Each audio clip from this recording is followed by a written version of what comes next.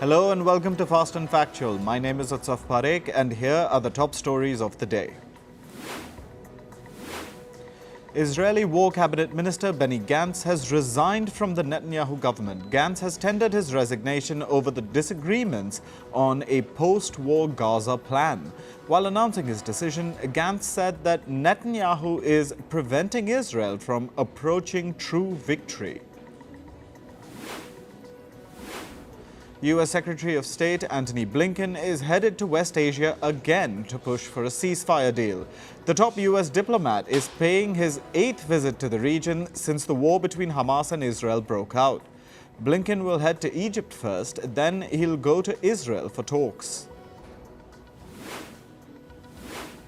The Yemen-based Houthi rebels have claimed that they attacked a British destroyer in the Red Sea. The Houthis say that they used ballistic missiles to target the ship, called the HMS Diamond. However, Britain's Defence Ministry has dismissed this claim. Far-right parties have made major gains in the European Union elections. The candidates backed by Italian Prime Minister Giorgia Meloni won the most votes in her country. The parties led by German Chancellor Olaf Scholz and French President Emmanuel Macron faced large defeats. French President Emmanuel Macron has announced snap legislative elections. He has dissolved parliament before the completion of its 5-year term. The decision comes after the French far-right party trounced Macron's centrist alliance in the EU polls. Kim Yo-jong, the sister of North Korean leader Kim Jong-un, has warned of a new response to South Korea's quote-unquote psychological warfare. The warning follows South Korea's loudspeaker broadcasts directed at the North. Earlier, North Korea resumed the sending of balloons attached with trash to South Korea. A deadly terror attack in the Indian Union territory of Jammu and Kashmir has killed at least 9 people and left about 33 injured. The attack took place in Jammu's Riyasi district. Terrorists opened fire at a bus filled with pilgrims, which was on its way to Katra. The driver lost control of the bus and it plunged into a gorge. Indian Prime Minister Narendra Modi took oath as the Prime Minister of India for the 3rd time yesterday. He's the first Indian Prime Minister since Jawaharlal Nehru to win a 3rd term. The grand event at the Rashtrapati Bhavan in New Delhi was attended by several world leaders. Prime Minister Narendra Modi assumed office after taking oath yesterday. As his first task, he approved incentives worth rupees 20,000 crore for Indian farmers. The Indian PM will hold a cabinet meeting today on his first day back in office. The meeting is scheduled for this evening. The distribution of cabinet portfolios is likely to top today's agenda.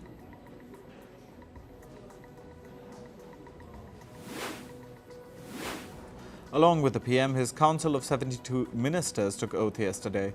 His team includes 30 cabinet ministers, 5 ministers of state with independent charge, and 36 ministers of state.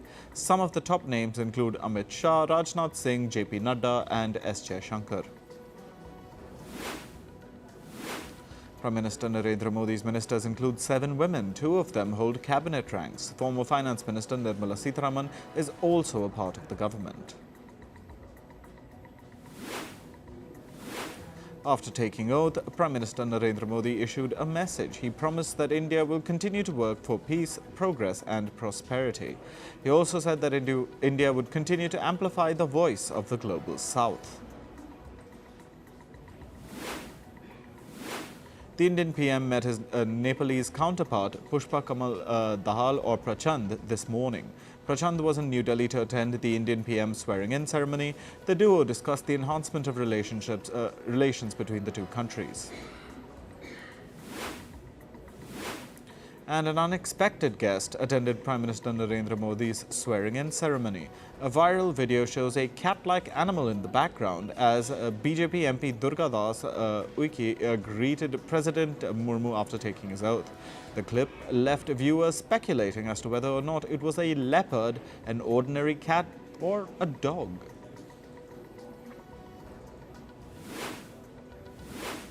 In climate news, Indian weather officials say that the capital, New Delhi, and nearby regions are under a severe heat wave spell.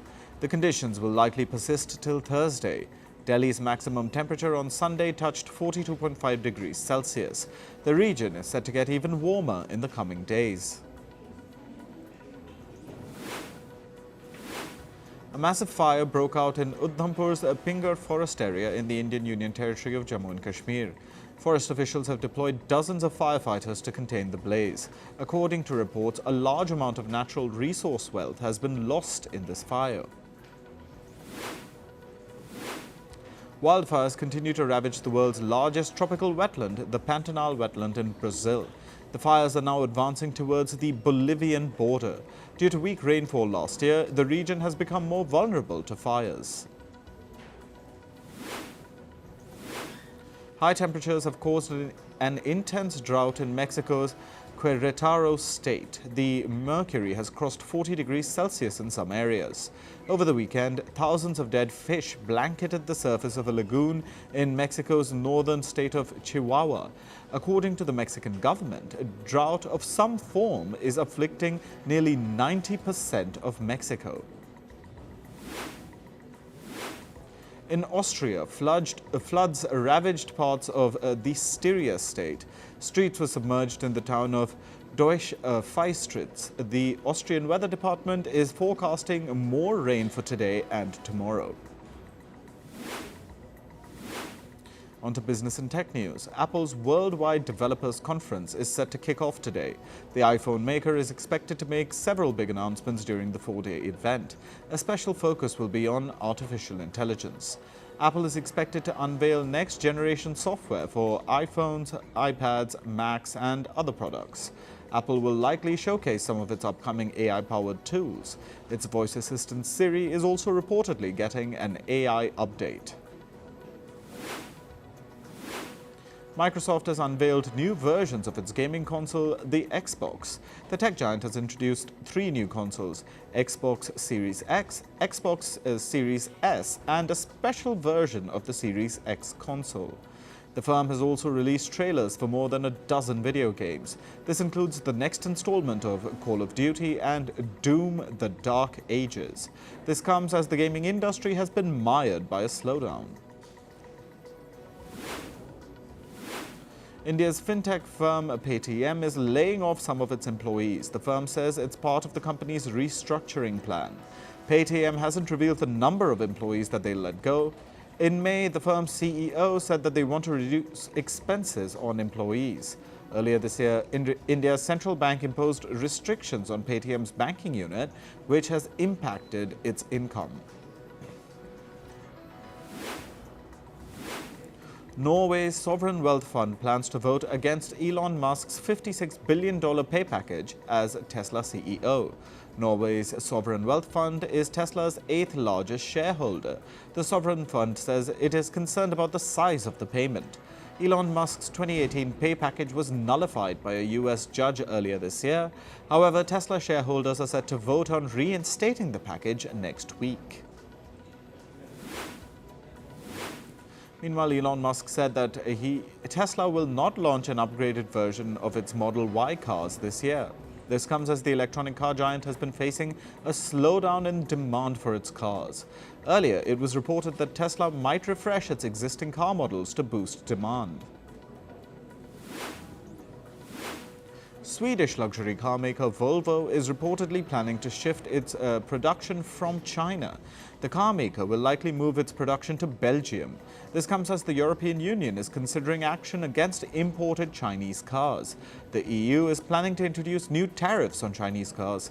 The bloc is concerned about the impact of cheap Chinese cars on their own industry. Oil giant Saudi Aramco's share prices rose over a percent point yesterday. This comes after the reports say that the Saudi Kingdom-owned firm is poised to raise over $11 billion in share sales. Last week, Aramco started the sale of nearly 0.7% of its shares. As per reports, a majority of these shares have been allocated to foreign investors.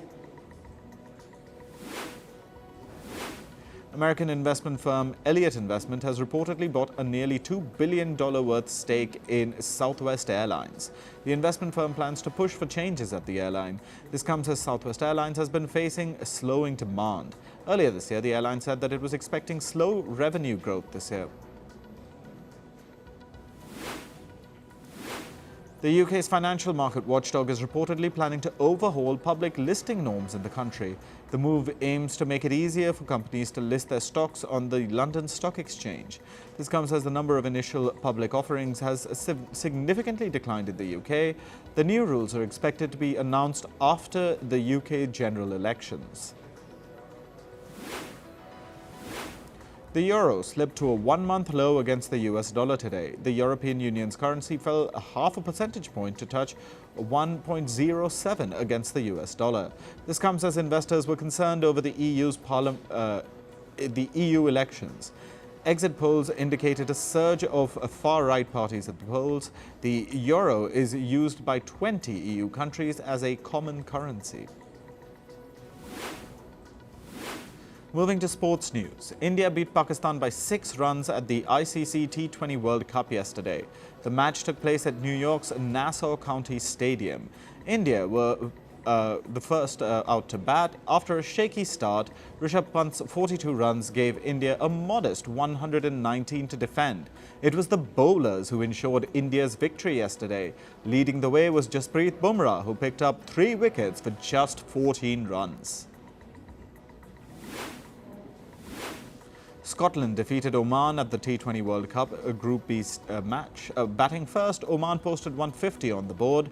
In response, Scotland chased the target down in 13 overs. Scotland's Brandon McCullum scored 61 of 31 balls. He was also named Player of the Match.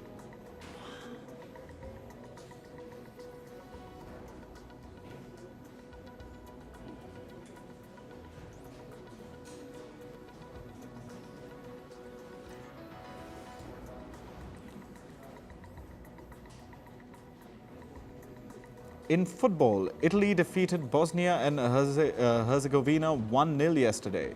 To win their final warm-up match before the Euros, Italy's David Fratesi scored the only goal of the match. The Euros are set to begin on June 14th.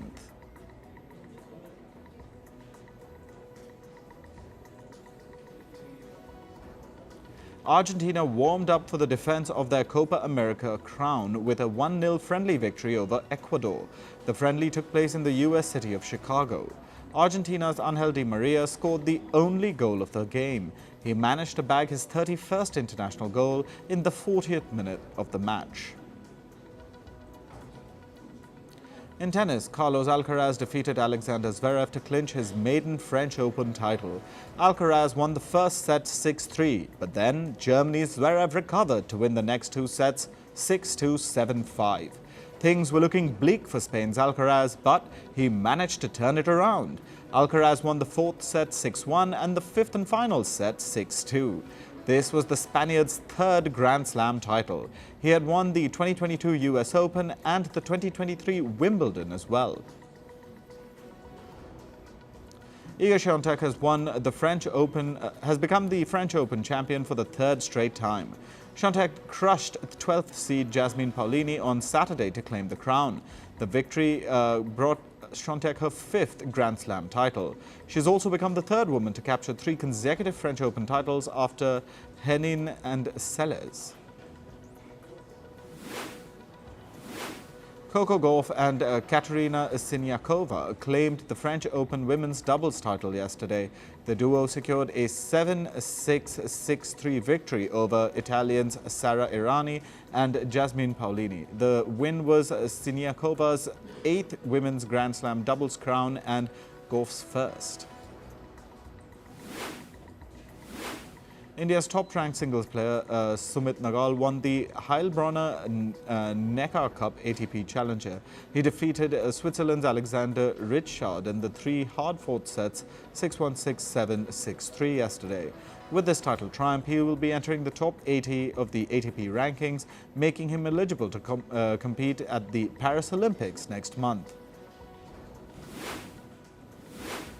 The Paris 2024 Olympic torch relay arrived in French Guiana yesterday. The relay began from the Amazon rainforest, with various locals joining in as torchbearers. It's the first French overseas territory to welcome the Olympic torch. The torch is making its way through France ahead of the Paris Games. Red Bull's Max Verstappen won the Canadian Grand Prix in a thrilling race. The 25-year-old Dutchman started second behind George Russell of Mercedes. He managed to surge ahead, surpassing Lando Norris, Oscar Piastri, George Russell and Lewis Hamilton. This is Max Verstappen's third straight Canadian Grand Prix victory. In entertainment news, Bad Boys Ride or Die has topped the North American box offices. The film collected an estimated amount of $56 million in its opening weekend. Bad Boys Ride or Die released on the 7th of June.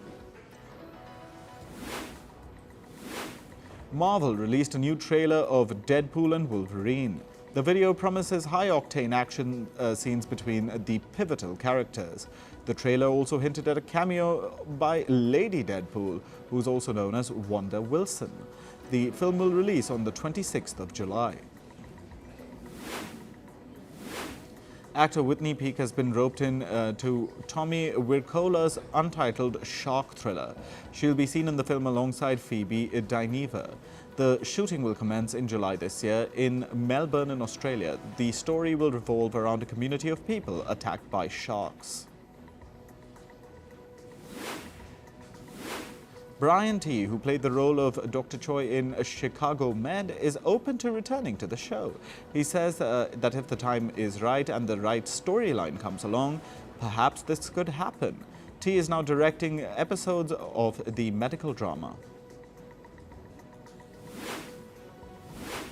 Popular animated series Gravity Falls might come back to screens again.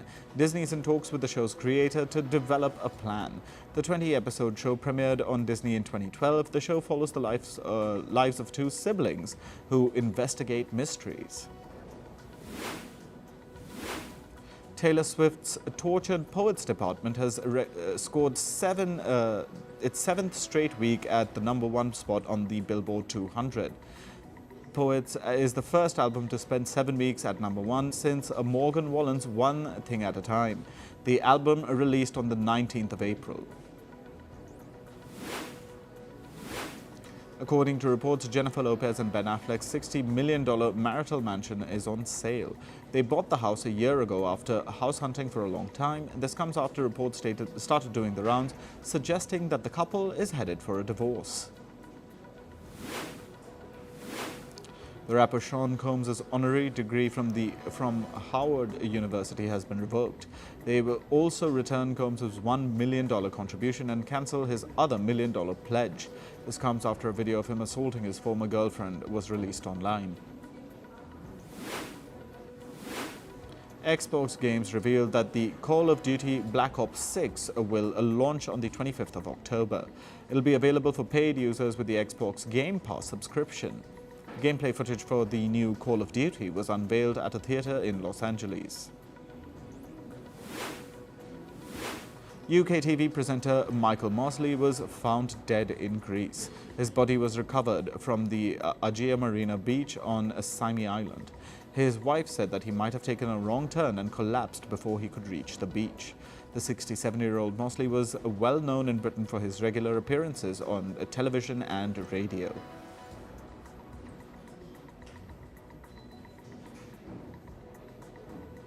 That's all for this episode of Fast and Factual. Thank you for watching. Stay tuned to Firstpost.